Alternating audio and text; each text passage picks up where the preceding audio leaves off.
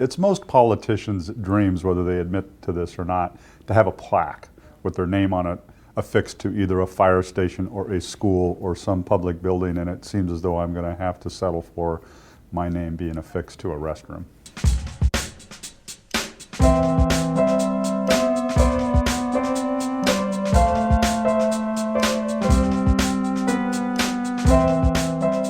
I am not familiar with this bathroom.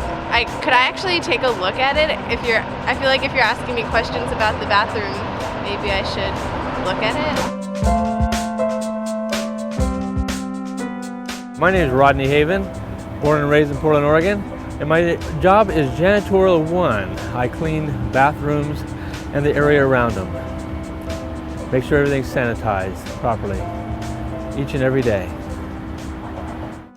The Loo actually came out of controversy, and the controversy was around having restrooms for homeless people. And the majority of my colleagues on the City Council identified the restroom in City Hall as what we called overnight restroom for homeless folks. I didn't support that, and I was very strident in not supporting that because there are no homeless people around City Hall at night. They all are actually about a mile away in Old Town. For the 1,500 new homeless people on the streets of Oregon, there's no public restrooms. And some of these guys, they don't want them coming into their buildings, nothing like that. They end up, going other places, pissing all over the sidewalks, pissing, where normal people have to walk because they don't have restrooms. They don't have enough bathrooms. FLUSH stands for Public Hygiene Lets Us Stay Human. Sanitation is a city function. Public restrooms are key. If you look at the history of cities, sanitation was the downfall of many cities. Black Plague goes back to sanitation. We don't have a policy. We haven't had a policy for over 100 years. FLUSH went to the city archives and pulled out some letters written to the city, dated 1910, 1914, letters imploring the city to open public restrooms, and we're still waiting. I had recently been to Europe and had seen some of the French models of public restrooms and the Italian models of public restrooms, and we took those designs and concepts and we developed what you now see as the Portland Loo. See, every time I try to pull the toilet paper, it won't go, see?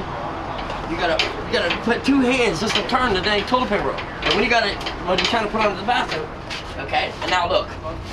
Now you see how, come here. See how dirty that is? That's just disgusting, okay? Poop on the toilet seat, and every single one of these restrooms, there should be seat covers, okay? This one don't have it.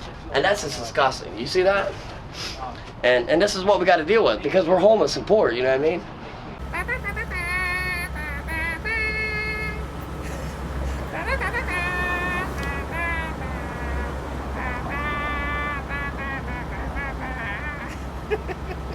You're going to smell the smell. I don't care. If it's a bad one, hey, especially if somebody takes in, does a, defecation, and don't quite make the pot, and it splatters off the back and onto the wall and everything. Anything from syringes to little baggies to barf on the walls, barf on the floors, barf, defecation on the walls, plugged toilets intentionally, graffiti of all kinds, works of art that shouldn't be on walls. The reason I took issue with this project here, this toilet, is not because I didn't think it was a nice idea to have a toilet for homeless people to go to the bathroom in, because of course I do. I think that's a great thing. The problem is not that these things aren't all very pretty and can serve a function. But the problem is that every time they come up with one of their great ideas, it costs the voters and the taxpayers a lot more money.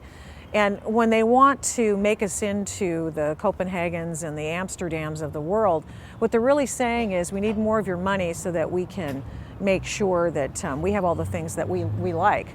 Everything come out okay? Anyway, I'm just kidding. Money's only paper. It's only paper. I actually don't come to this part of town very often. I didn't know it was a toilet How long has it been there? Do you mind my asking you a question?